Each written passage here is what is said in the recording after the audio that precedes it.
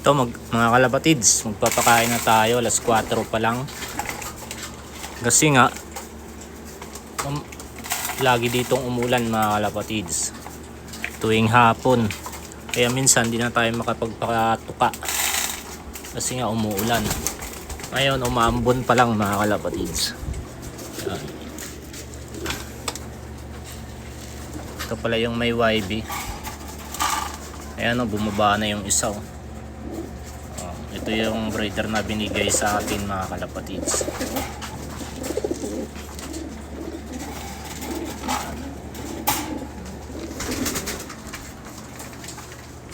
Yan, mga busog na mga kalapatids kasi nga kanina tanghali na tayo nagpapatuka. Yan, dito naman sa kabila mga kalapatids. Yan o. Uy, nabasa ng ulan o.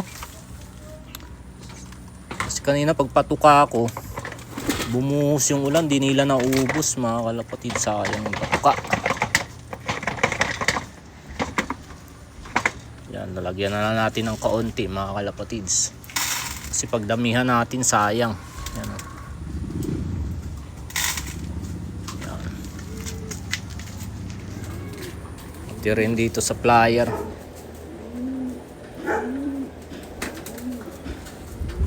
Lagyan na rin natin. Kasi mamaya uulan na naman dito mga kalapatids. Dumidilim na naman. Balik kanina nagparonda pala tayo.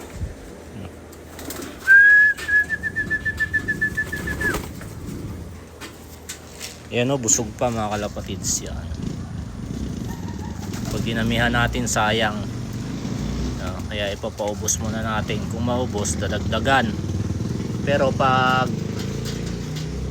ayaw na nila, hindi na natin lalagyan para di masayang yung patuka mga kalapatids.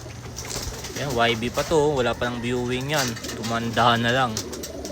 Paano isang buwan umuulan dito mga kalapatids.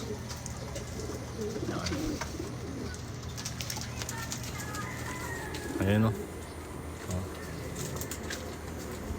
Kanina may dagit nga tayo, lumipad din mga kalapatids. Ayan o, busog na o.